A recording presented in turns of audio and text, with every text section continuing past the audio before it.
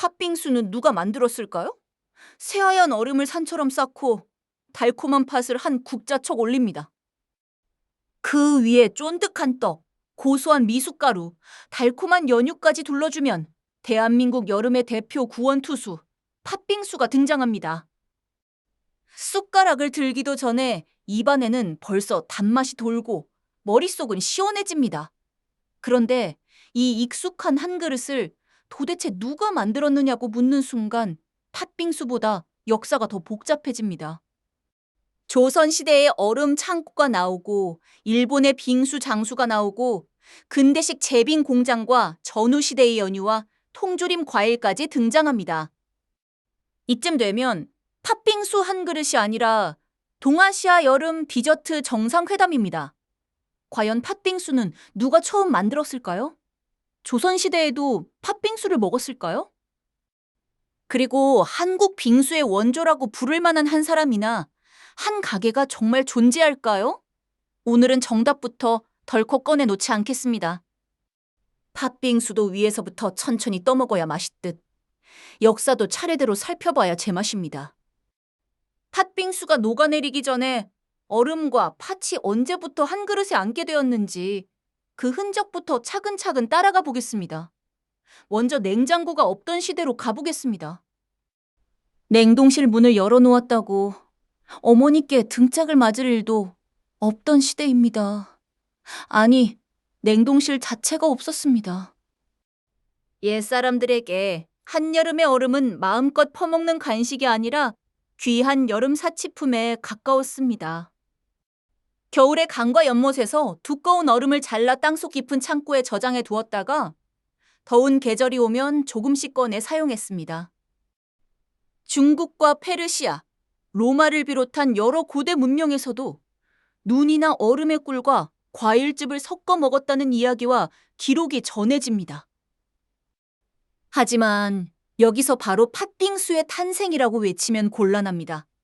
옛날 사람이 얼음에 꿀을 뿌려 먹었다고 해서 그릇을 높이 들고 내가 팥빙수를 발명했노라 선언한 것은 아닙니다. 이런 음식들은 어디까지나 차가운 디저트의 아주 먼 조상입니다. 팥빙수 족보로 치면 사진 한 장 남아있지 않은 고조 할아버지쯤 됩니다.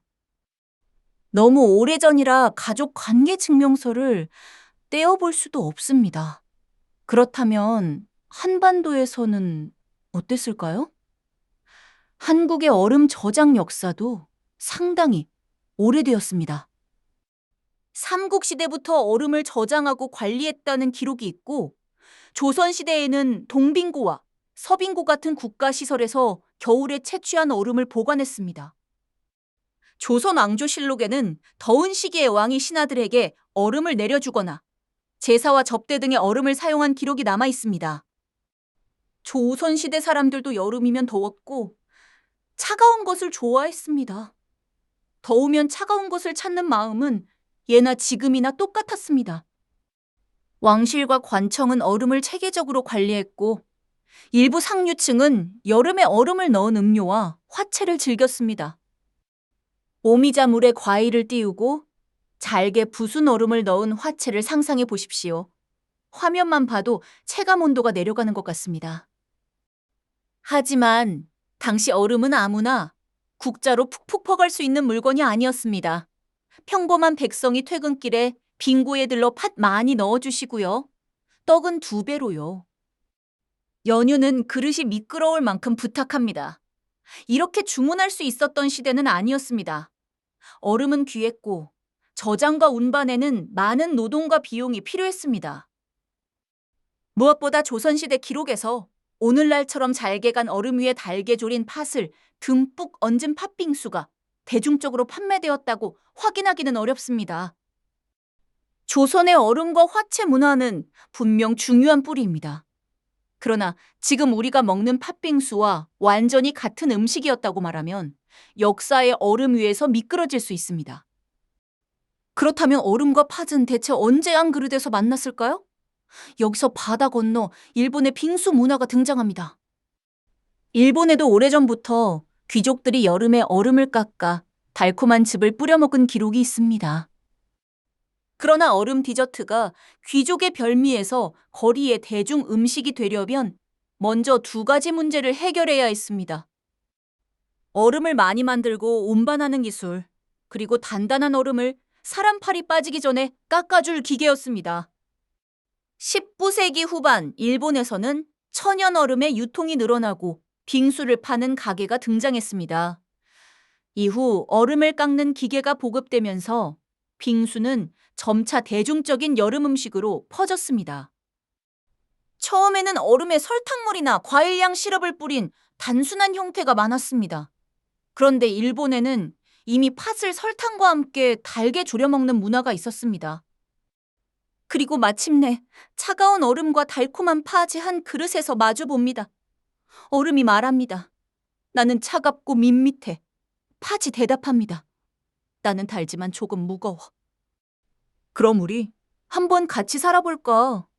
물론 실제로 이런 대화를 나눈 것은 아니지만 궁합만큼은 훌륭했습니다. 갈아낸 얼음 위에 달게 졸인 팥을 얹은 고오리 아즈키 같은 빙수가 등장했고 말차 시럽과 팥을 함께 올린 우지킨 토키도 인기를 얻었습니다. 차가운 얼음과 묵직하게 달콤한 팥이 한 입에 들어오자 입안에서는 여름과 겨울이 합동 공연을 시작했습니다. 이 일본식 빙수 문화는 개항 이후 조선으로 건너온 일본인들과 함께 한반도에 들어오기 시작합니다. 1897년 무렵에는 조선으로 건너온 일본인 장사꾼들이 얼음물 또는 빙수라고 불린 음료를 팔기 시작한 것으로 전해집니다. 그런데 초기의 얼음물은 지금 우리가 떠올리는 팥빙수와는 달랐습니다. 칡가루와 생강을 우린 물에 설탕이나 사카린을 넣은 차가운 음료에 가까웠습니다. 이름은 빙수인데 우리가 기대하는 얼음산도 없고 팥도 없고 떡도 없고 연유도 없습니다. 팥빙수를 기대하고 주문했다면 표정 관리가 쉽지 않았을 겁니다. 요즘 사람이 받아들면 사장님, 토핑이 아직 출근하지 않았나요? 하고 물을 만합니다. 이후 일본식 얼음 빙수와 달게 졸인 팥을 얻는 방식이 들어오고 제빙 기술과 얼음 유통망이 발달하면서 빙수는 점차 도시의 대중 음식이 됩니다. 1910년대 경성에는 제빙 시설과 얼음 판매망이 늘어났습니다. 1920년대에는 여름거리에서 빙수를 파는 사람이 수백 명에 이를 정도로 빙수가 흔해졌고 1922년 서울의 빙수 장수가 570명에 달했다는 기록도 전해집니다. 거리의 빙수 장수가 손으로 빙수기 손잡이를 힘껏 돌리면 단단한 얼음이 사각사각 깎였습니다. 손잡이는 빙글빙글 돌고 사람들의 눈도 그릇을 따라 빙글빙글 돌아갔습니다. 하얀 얼음가루가 그릇 안에 차곡차곡 쌓이고 그 위에 설탕물이나 색색의 시럽이 뿌려졌습니다. 가게에 따라 달게 졸인 팥도 올라갔습니다. 왕실과 상류층이 어렵게 누리던 얼음이 이제는 거리에서 돈을 내고 사먹는 도시의 여름 간식으로 내려온 것입니다. 물론 당시 빙수가 낭만과 시원함만 가득했던 것은 아닙니다. 위생 상태가 좋지 않은 물을 얼리거나 식용으로 적합하지 않은 얼음을 사용하는 일도 있었습니다. 신문에서는 불량 얼음과 빙수의 위험을 경고했고 당국도 여름철 빙수와 음료를 단속했습니다. 한 그릇 잘못 먹었다가는 머리가 띵한 것으로 끝나는 게 아니라 뱃속에서 긴급 회의가 열릴 수 있었습니다. 그래도 제빙시설과 위생관리가 조금씩 나아지면서 빙수는 도시, 사람들의 여름 풍경 속으로 빠르게 들어왔습니다. 이제 중요한 질문이 남습니다.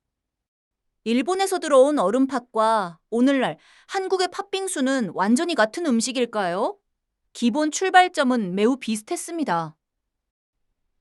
갈아낸 얼음에 달게 졸인 팥을 얻는 기본 구조는 일본식 빙수와 얼음팥 문화의 영향을 크게 받았습니다. 하지만 한국에 자리 잡은 팥빙수는 그 모습 그대로 얌전히 있지 않았습니다. 한국 사람들은 빙수 위에 무언가를 계속 올리기 시작했습니다. 떡도 올리고 미숫가루도 뿌리고 콩가루와 땅콩가루도 넣고 과일도 얹고 젤리도 얹었습니다. 그릇 위에 빈자리가 남아있는 꼴을 도저히 참지 못했던 것 같습니다. 팥빙수 앞에서는 여백의 미도 잠시 쉬어가야 했습니다. 한국 전쟁 이후에는 연유와 통조림 과일, 초콜릿 시럽과 아이스크림 같은 새로운 재료까지 빙수 위에 합류하기 시작했습니다. 이제 팥빙수는 얼음과 팥만 만나는 조용한 소개팅 자리가 아니었습니다. 떡과 연유, 과일과 젤리, 아이스크림까지 한꺼번에 참석한 누가 주인공인지 알 수 없는 대규모 동창회가 되었습니다. 그래도 회비는 늘 한 사람이 냈습니다. 1970년대와 1980년대에는 다방과 제과점, 분식점의 대표적인 여름 메뉴로 팥빙수가 자리 잡았습니다. 커다란 유리그릇에 얼음을 수북하게 갈아 담고 단팥과 연유, 과일 통조림, 떡과 알록달록한 젤리, 아이스크림 한 덩이를 올렸습니다. 처음에는 모두가 예의를 지킵니다. 팥만 살짝 떠먹고 떡도 하나 골라 먹고 과일도 조심스럽게 집어 먹습니다. 그러다가 누군가 결국 말합니다. 그냥 비비자. 그 한마디가 떨어지는 순간 하얀 얼음산은 무너지고 팥과 연유와 과일과 젤리가 한꺼번에 뒤섞입니다. 색깔은 조금 혼란스럽습니다. 완성된 그릇을 보면 팥빙수도 잠시 나는 디저트인가 식사인가 정체성을 고민했을 것 같습니다. 하지만 맛은 이상하리만큼 완벽했습니다. 이것이 많은 한국인이 기억하는 전형적인 옛날 팥빙수의 모습입니다. 1990년대와 2000년대에는 카페 문화가 커지면서 빙수도 점점 화려해졌습니다. 생과일 빙수, 녹차 빙수, 커피 빙수, 요거트 빙수, 초콜릿 빙수까지 등장했습니다. 팥은 오랫동안 주연을 지켜왔는데 갑자기 망고와 초콜릿에게 센터 자리를 위협받기 시작했습니다. 팥이 없는 빙수도 빙수냐는 논쟁이 생겼지만 망고를 한 입 먹는 순간 회의는 잠시 중단되었습니다. 2010년대에는 물을 얼린 단단한 얼음 대신 우유나 우유 혼합물을 얼려 눈처럼 곱게 갈아낸 눈꽃 빙수가 크게 유행했습니다.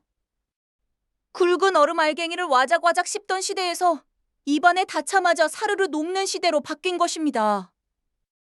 인절미와 콩가루를 듬뿍 올린 빙수, 생망고를 산더미처럼 쌓은 빙수, 멜론을 통째로 그릇처럼 사용한 빙수까지 등장했습니다. 빙수 한 그릇이 밥 한 끼보다 비싸지는 순간도 찾아왔습니다. 옛날에는 얼음이 귀해서 비쌌고 지금은 망고가 그릇보다 많이 올라가서 비쌉니다. 자, 이제 처음의 질문으로 돌아가 보겠습니다. 팥빙수는 누가 만들었을까요? 정확하게 말하면 팥빙수를 처음 만들었다고 확인되는 단 한 사람은 현재까지 없습니다. 고대 여러 문명에는 눈이나 얼음에 단맛을 더해 먹는 음식이 있었고 한국에도 오래된 얼음 저장 문화와 화채 문화가 있었습니다. 그러나 오늘날 팥빙수의 핵심은 갈아낸 얼음 위에 달게 조림팥을 얹어 파는 근대적인 형태입니다. 이 형태는 19세기 후반 일본에서 대중화된 빙수와 얼음팥 문화의 영향을 받아 개항기 이후 한반도에 전해진 것으로 보는 것이 타당합니다. 그렇다면 한국 빙수의 원조는 어디일까요? 이 질문에도 누구나 인정하는 최초의 한국 팥빙수 가게나 한 명의 발명가를 지목할 확실한 기록은 없습니다. 1897년 무렵 등장한 얼음물 장수, 1910년대 이후 성장한 제빙산업, 1920년대 경성거리를 누빈 수많은 빙수 장수와 가게가 함께 한국의 근대 빙수 문화를 만들었습니다. 따라서 특정 가게 한 곳을 한국 팥빙수의 절대적인 원조라고 단정하기는 어렵습니다. 근대 도시의 얼음 산업과 거리상인 제과점과 다방, 새로운 재료를 거침없이 얹어온 소비자들이 함께 한국식 팥빙수를 완성했다고 보는 편이 정확합니다. 정리하자면 조선시대의 얼음과 화채 문화는 한국 빙수 역사의 오래된 토대였습니다.